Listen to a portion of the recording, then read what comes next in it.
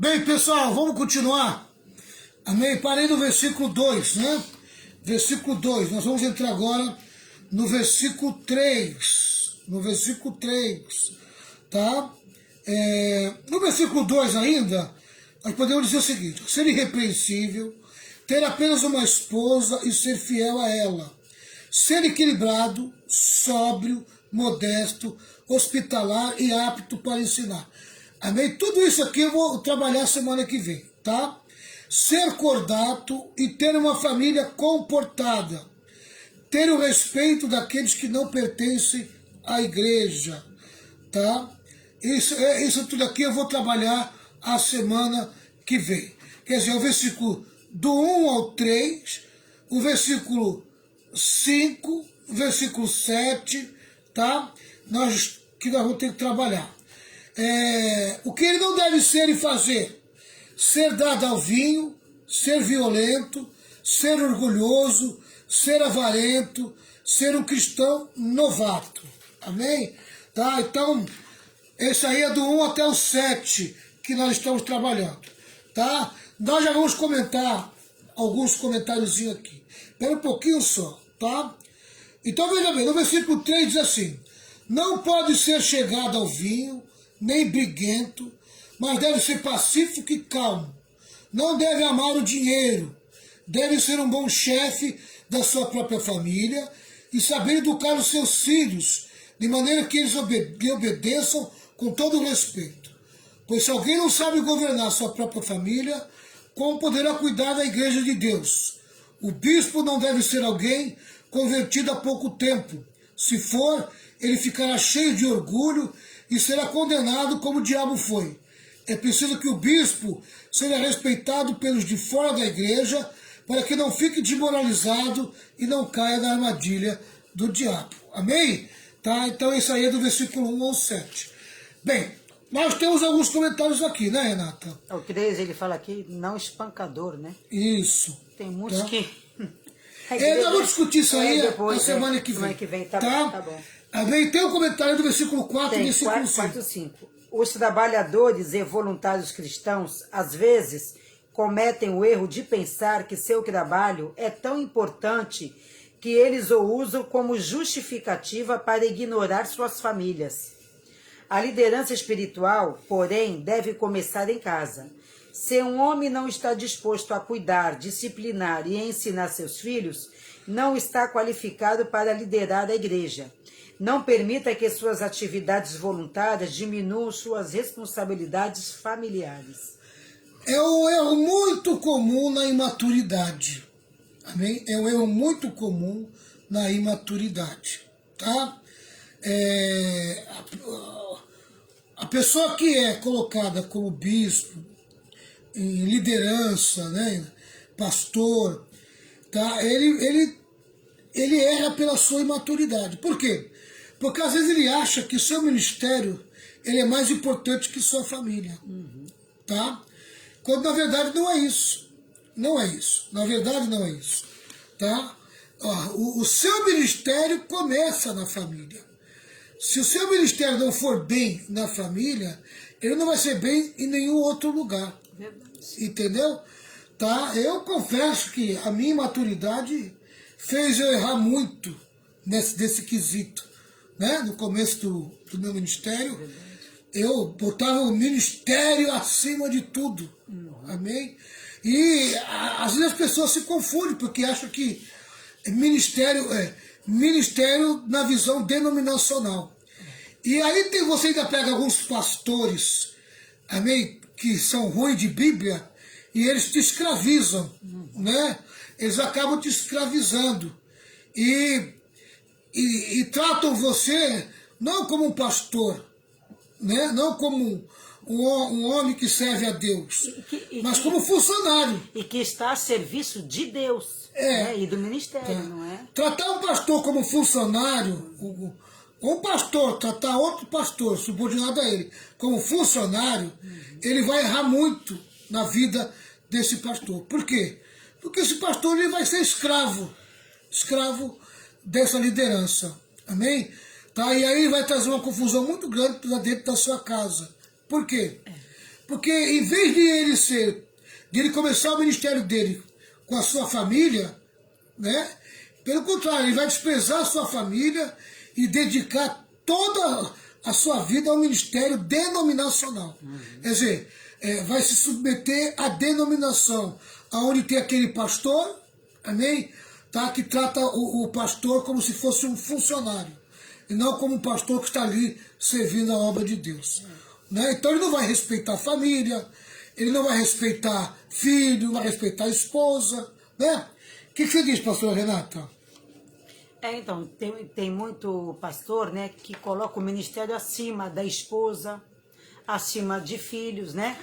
Aí é igual, pastor, ele acha que a vida dele é só na igreja 24 horas de igreja. Mas não tem um lazer com a família, não tem um lazer com os filhos, com a esposa. Se tiver uma festa, ele não vai porque tem a igreja. Ele não vai para um passeio, né? Não vou porque tem a igreja. Então pastor, o que acontece? Acaba o quê? Esfriando tanto o lado da esposa, né, com ele, como também dos filhos. Os filhos, que eu digo assim, e também tem muito pastor, o que ele faz? Ele confunde.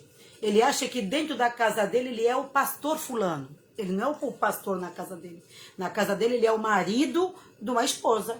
E é o pai dos filhos dele. Mas ao mesmo tempo ele tem que exercer o ministério dele. Não, o ministério dele, claro, pastor. Mas o sacerdote da casa. O sacerdote da casa, mas diga assim, com sabedoria. Entendeu? Não é achar que eu sou o pastor aqui dentro da minha casa, não. Entendeu? Ele é o marido. Mas aí é o patrão que eu tô falando. É o marido que eu tô falando, entendeu? Então, tem muitos que confundem. É como ele. Quando ele assume que ele é o patrão, que ele é pastor, também dentro de casa, 24 horas. É o patrão, é o patrão. Tu entendeu? Não, mas tem muitos assim. Ah, sim. Eu já vi muitas esposas falar isso pra mim. Renata, eu tenho medo do meu marido porque ele fala que dentro de casa ele é também o meu pastor. E eu quero ele como meu marido. Já vi muitas esposas. Entendeu? Tem conflito. Pastor dentro de casa é para cuidar, né? Não, então, que diga assim, você vai tá cuidando ali, mas você não vai estar. Se tiver a visão pastoral de patrão dentro de casa, que eu tô falando, pastor. Amém? Vai colocar a mulher como se fosse a funcionária dele. Entendeu? E tem pastor também o quê? Que perdeu, às vezes, a esposa, perdeu a família, tá casado, mas já perdeu. Por quê? Porque no convívio dele com o ministério e como marido, o que ele fez? Ele deu mais para a igreja do que deu mais para a família. Não teve equilíbrio. Esse é o problema quando o pastor ele é mais servo da denominação do que de Jesus. Dele do que de Jesus. É isso aí. Ele vira escravo, né, pastor? Tá? O pastor ele tem que ser servo de Jesus. Isso. Não servo da denominação. Tá? Servo de Jesus. Se ele for servo de Jesus, ele vai cuidar bem da igreja de Jesus. Verdade. Amém? Ele vai ser o verdadeiro pastor dedicado à igreja de Jesus. Amém? Porque se essa igreja, essa denominação tiver um pastor desse quilate aí de ele se achar o patrão, dele se achar o dono da igreja, amém? De ele ser assim, 100% dedicado à denominação, é ruim até para as ovelhas. Por quê? Porque ele vai criar tanta atividade dentro da igreja, tanta atividade, que daqui a pouco os membros da igreja não tem mais família. Amém? Já não consegue mais viajar com o esposo, já não consegue mais ver filhos, já não consegue mais ficar com a esposa. Por quê? Porque tem atividade na igreja, atividade na igreja. Por quê? Porque aquele pastor é um escravo da denominação. Amém? Tá? E outra coisa que é muito importante, um pastor ficar analisando sua vida. Amém? A perda da voluntariedade. Tá? Se você perde a voluntariedade, meu irmão, você fica num osso espiritual terrível. Tá? Não, olha, isso não é só para pastor, não. Isso é para qualquer crente. Amém? Que tem função na igreja. Né? Tome cuidado com a sua voluntariedade. Viu? Sirva a Deus sentindo a voluntariedade. Não perca jamais a voluntariedade. Amém? Tá? Nunca faça nada, sabe, por imposição. Obrigado. Né? Sem prazer, amarrado. Tá? Faça as coisas com amor. Isso. Amém? desejando fazer, não perdendo a voluntariedade. Não perdendo a voluntariedade. Amém? Tá? Agora, o versículo 6 tem um comentário, né? Os novos crentes devem se tornar seguros e fortes na fé, antes de aceitar posições de liderança na igreja. É aquilo que eu falo muito na igreja. O pessoal mal chegou na igreja, já querem criar um cargo para ele. Né? Já coloca um jugo, né? Um que jugo não é dele, muito grande. ele não Né? aguenta. Nós tivemos hoje no Conselho de Pastores aqui em Santos, e nós ouvimos uma palavra, eu achei interessante o que o pastor falou, que é tanto cargo dentro da igreja e tanto departamento, que ele já não sabia mais quem eram os líderes, quem eram os obreiros, ele perdeu todo o domínio e o controle da igreja, amém? Porque criaram cargo em cima de cargo, cargo em cima de cargo. Departamentos e mais departamentos. Departamento em cima de departamento. Difícil. Amém? Tá? Que ele não consegue mais saber quem são os líderes da igreja. Amém? Tá? É muito sério isso, viu? Muito sério isso. Tá? E isso acontece muito. Por quê? Porque na ânsia dos pastores segurar as pessoas, né? Medo de perder dizimista, medo de perder números, né? Porque tem crente que para pastor é apenas um número. Ele só faz um número ali, ou ele é apenas um cifrão, tá?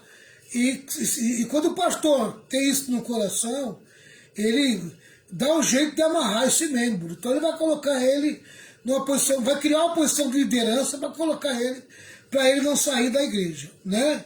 Tá? E isso é perigoso, principalmente quando é novo convertido. Novo convertido tem que crescer naturalmente e ocupar os espaços naturalmente. Tem que estar seguro, né? Tem que estar forte na fé. Né? Isso. Entendeu? Antes de aceitar qualquer posição na igreja, né? Isso.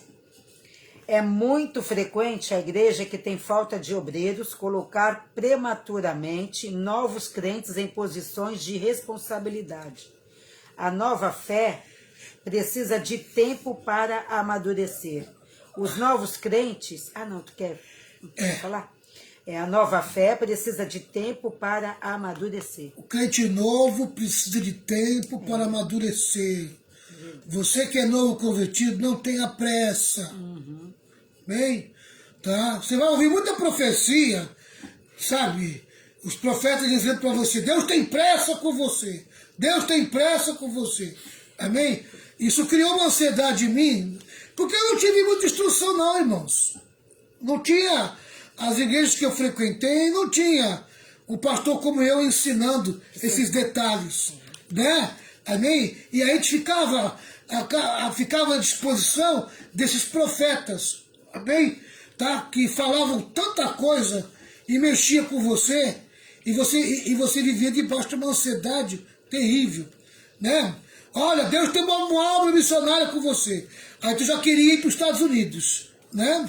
Já queria tirar o visto e tal, porque Deus tem uma chamada comigo missionária, ou Estados Unidos ou África, né? Todo mundo quer ir para a África. Falou em missões, é logo África. Amém? Ninguém quer ir para Vila Esperança, né? Ninguém quer ir lá para Vila dos Pescadores, Bolsão 8. Ninguém quer ir, amém? Quer ir para a África. Cheio de missão em torno da nossa vida, pessoal. Cheio de missão em torno da nossa vida. O que não falta é missão para a gente cumprir, amém? Tá? Então, vai devagar, novo convertido. Não vá com pressa, não. Não entra nesse enrosco, não. Amém? Deus tem pressa com você. Deus não tem pressa nenhuma contigo. Tudo é na hora amém? certa, né? Na hora... Deus faz tudo no tempo dele. Um passo na hora de certa. cada vez, né, pastor? Tá? Um passo de cada As vez. pessoas é que antecipam as coisas às vezes. Os novos crentes devem servir, mas não devem ser colocados em posições de liderança até que estejam firmes em sua fé, demonstrando um sólido estilo de vida cristã e conhecimento da palavra de Deus. Amém? Olha aí, ó. Até que estejam firmes em sua fé, demonstrando um sólido estilo de vida cristã e conhecimento da palavra de Deus. tem que dar tempo à maturidade. Amém? Essa que é a verdade. Sabe? Você coloca um peso, uma carga, um encargo maior do que aquele crente suporta, ele vai se desviar, meu irmão. Ele vai adoecer, sabe? Então, vai com calma, tá certo? Você que é novo na fé, vai devagar. Deus não tem pressa com você, não. Amém? Tá? Não entra nesse jogo de profeta, não. Vai devagar. O Espírito Santo está fazendo uma grande obra em você. É outra palavra profética que os crentes ficam entusiasmados e acabam se perdendo, né? Deus tem uma grande obra na tua vida. Irmão, a grande obra que Deus tem na tua vida é mudar teu caráter. Amém? É a construção do teu caráter. Essa é a grande obra que Deus tem na tua vida. E quando Deus não construir um caráter, tu não está pronto para a obra. Amém? Então quando você vê uma palavra profética para você, Deus tem uma obra na sua vida, tem mesmo, no teu caráter, no teu comportamento. Amém? Ele está construindo um prédio chamado, amém? Chamado Jesus Cristo na tua vida. Até que Cristo seja formado em você. Tá? Então, vá devagar, vá devagar. Não entra nesses chavões proféticos, não. Tá certo? Vá devagarzinho. 6 e 7, né, Renata? Os crentes mais jovens que são escolhidos para a liderança precisam se precaver contra os efeitos prejudiciais do orgulho. Este pode seduzir nossas emoções e obscurecer nossa razão. Pode tomar aqueles que são imaturos suscetíveis à influência de pessoas inescrupulosas. O orgulho e a vaidade foram a causa da ruína do diabo, e ele usa o orgulho como uma armadilha para as pessoas. Amém? Tá? Então você veja aqui que como Satanás trabalha para derrubar um crente novo convertido. Amém? Tá? Os crentes mais jovens que são escolhidos para a liderança precisam se precaver com os efeitos prejudiciais do orgulho. Quer dizer, você coloca ele numa posição logo, de repente, né? O cara mal chegou na igreja, põe como presbítero da igreja. E às vezes tem crente 200 anos dentro da igreja e você nunca notou nada neles, né? Tá? E eram pessoas muito mais maduras do que aquela pessoa. E você não colocou ele em posição de liderança, né? E aí, esse novo crente vai se ensoberbecer. Por quê? Porque ele vai se achar melhor do que o outro. Ele não está pronto ainda. Amém? Então vai criar nele o quê? O orgulho, a vaidade. E o diabo vai usar isso para derrubar ele. Tá? Para derrubar ele. Este pode seduzir nossas emoções e obscurecer nossa razão. Pode tornar aqueles que são imaturos suscetíveis à influência de pessoas inescrupulosas, sabe? Pessoas que só pensam em fazer maldade, né? O orgulho e a vaidade foram a causa da ruína do diabo. E ele usa o orgulho como uma armadilha para as pessoas. Então, o novo convertido pode cair numa grande armadilha. Ele pode transformar uma bênção numa maldição rapidinho. Tá? Então, tome cuidado, meu irmão. Tome cuidado, minha irmã. Tá? Então, vamos lá. Fazer uma análise panorâmica agora do versículo 8 até o 13. As qualificações para um diácono. Tá? O que ele deve ser e fazer. Ser sincero e digno de respeito. Ser um homem com consistência espiritual. Ser um homem irrepreensível e habilidoso. Ser fiel à sua esposa. E sua esposa deve ser uma mulher de caráter. O que ele não deve ser e fazer? Ser propenso às bebidas fortes e ser avarento. Amém? Então vamos lá. Vamos ler aqui do versículo 8 até o 13, pastora. A explicação você vai ler primeiro? Eu vou ler aqui primeiro. Tá. 8 ao 13. Tá? Os diáconos. Do mesmo modo, os diáconos devem ser homens de palavra e sérios. Não devem beber muito vinho, nem ser gananciosos.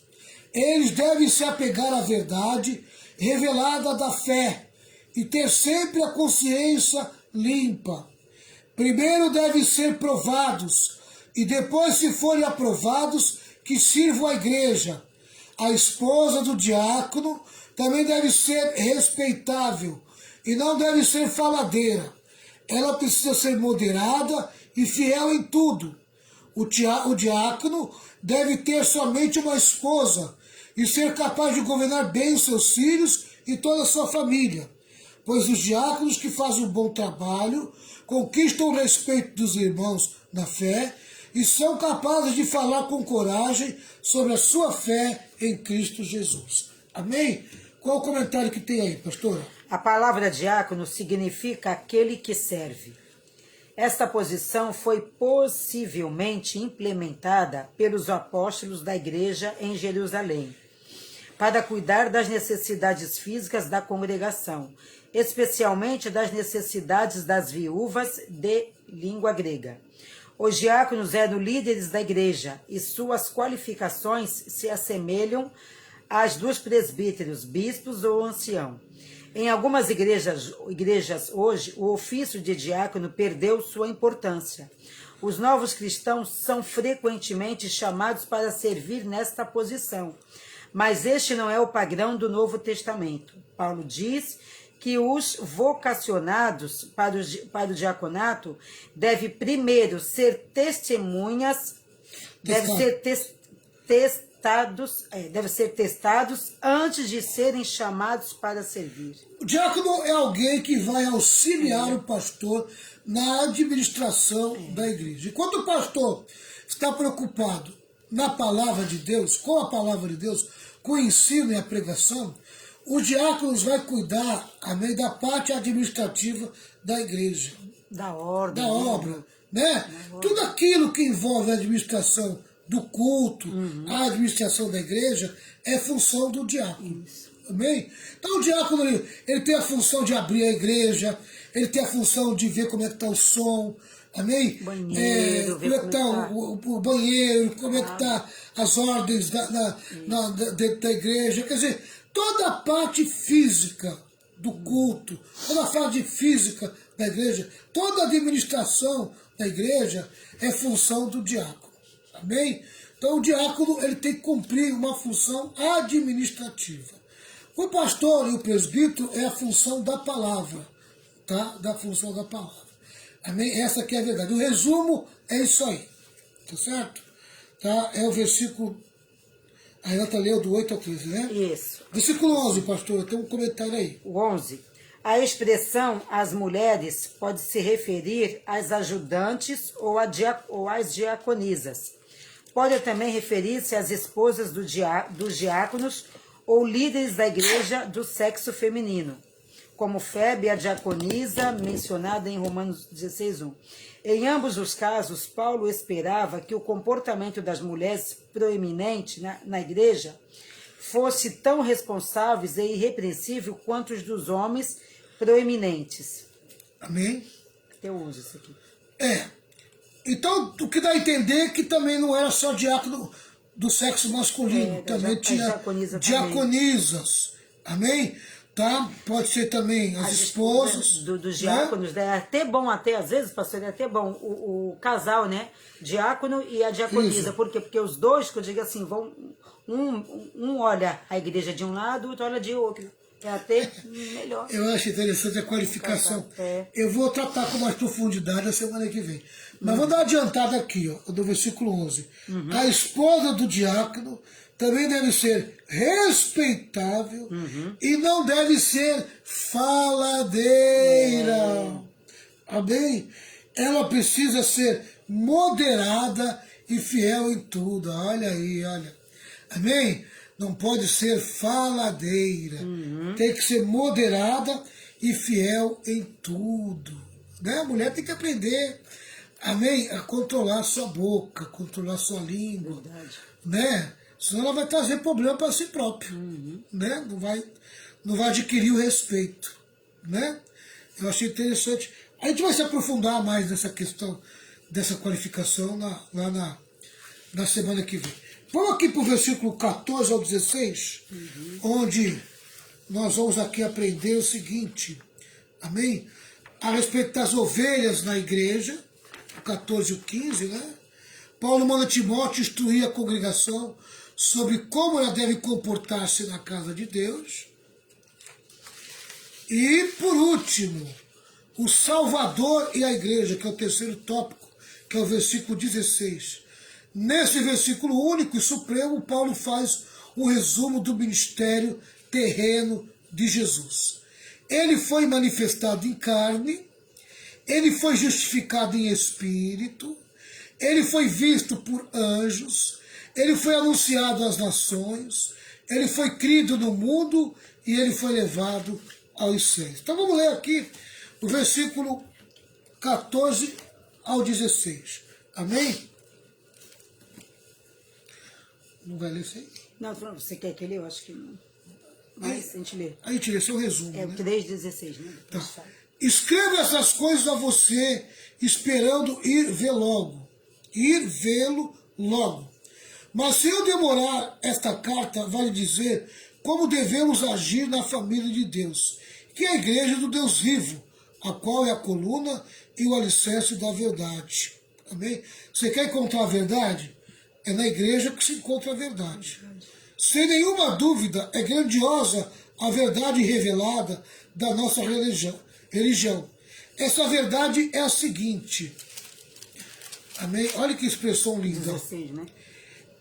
Ele se tornou um ser humano, foi aprovado pelo Espírito de Deus, foi visto pelos anjos, foi anunciado entre as nações, foi aceito com fé por muitos no mundo inteiro e foi levado para a glória. Amém? Aleluia. Não vai ser diferente com a gente, né? Tá, nós temos um comentário aqui no versículo 16. Isso. Lê aqui, não? Vai. Ler? Neste pequeno hino, Paulo afirma a humanidade e a divindade de Cristo. Assim sendo, ele revela o âmago do Evangelho. Grande é o mistério da piedade ou da nossa fé, o segredo de como nos tornamos tementes e obedientes ao Senhor. Se manifestou na carne. Jesus era um homem, sua encarnação é a base do nosso correto relacionamento com Deus. Foi justificado em espírito. A ressurreição de Jesus mostrou que o poder do Espírito Santo estava nele. Foi visto dos anjos e recebido acima na glória. Jesus é divino. Não podemos agradar a Deus sozinhos. Devemos depender de Cristo como homem. Jesus viveu em uma vida perfeita. E assim sendo, ele é o exemplo perfeito de como devemos viver. Como Deus, Jesus nos dá o poder de fazer o que é certo. É possível viver uma vida de temor e obediência a Deus, seguindo a Cristo. Em outras palavras, essa vida que Deus exige que nós vivamos, amém, é possível vivê-la. Verdade. Tá? Então, Jesus Cristo é o tipo de homem que Deus deseja que todo homem seja. Amém? Então Jesus é o modelo, nós temos um modelo, é Cristo, tá? E agora, tendo ele como modelo, nós precisamos expressar no nosso comportamento Cristo. A vida de Cristo precisa se manifestar por meio da nossa vida, tá? E isso não é impossível, por quê? Porque Deus nos capacitou com a sua graça, amém? A sua graça, que é o poder do Espírito Santo em nós. O Espírito Santo em nós é a manifestação da graça, é o poder capacitador de Deus para a manifestação dessa nova vida. Então não é impossível viver a vida de Jesus. Todo crente nascido de novo, que recebeu essa nova natureza, tem a capacidade, amém, de viver essa nova vida, de expressar Cristo no seu dia a dia, na sua vida. Por isso que Paulo diz, não vivo mais eu, mas Cristo vive em mim. Amém? Tá? Então a vida que eu levo agora, eu vivo pela fé no Filho de Deus. Agora eu vou viver a vida de Cristo. A manifestação dessa vida é trazida pela graça de Deus, que é o poder capacitador do Espírito Santo operando na minha vida. Amém? Primeiro ele operou no meu espírito, trazendo regeneração e nova vida. Depois ele está operando, amém? Ele está operando, amém, na minha alma, por meio do poder santificador, que é a santificação. E há uma esperança em mim, ao qual eu caminho para ela, amém? Que é o Espírito operando, amém? Operando no meu corpo, amém? Dizendo para mim que um dia o meu corpo será transformado, amém? Aleluia, será glorificado. Aí vem a salvação do meu corpo, que é a glorificação. O dia mais glorioso, o dia mais tremendo, será o dia do arrebatamento, aonde vai se completar toda a obra da salvação. Espírito, regeneração. Alma, santificação. Corpo, glorificação. A obra completa de Cristo, realizada. Aleluia. Oh, esperança gloriosa que não sai do meu coração. Mas enquanto ele não vem, enquanto o arrebatamento não chega, enquanto o meu corpo não é glorificado, eu permaneço, amém? Vivendo em santificação, sabendo que sou uma nova criatura. Aleluia. Fui regenerado pelo poder regenerador do Espírito Santo. Que Deus te abençoe, que Deus te guarde, que você viva essa nova vida. Amém? E se você deseja ser um líder na igreja, lembre-se, o teu crescimento tem que ser natural. Não antecipe os fatos. Não se perca no meio do caminho. Amém? Aleluia. Seja uma plantinha em pleno desenvolvimento. Quando você virar uma grande árvore, tu serás uma árvore frutífera. A cada ano você vai produzir os seus frutos. Que Deus abençoe poderosamente. Pastora Renata, vamos embora? Amém. São 9h02. Que a graça do Senhor Jesus, grande amor de Deus, com as santas consolações do Espírito Santo, esteja sobre todo o povo de Deus. E todo o povo de Deus diz amém. Lembrando que a semana que vem eu me aprofundo mais nesse capítulo 3 de 1 Timóteo. Tá bom? A gente vai entrar com mais detalhes. 1, 2, 3. Vitória! Vitória! Vitória! Vitória com glória, triunfo. Convido você para as 11h30 vir para a live de oração. O último momento do dia. Deus te abençoe. Até lá.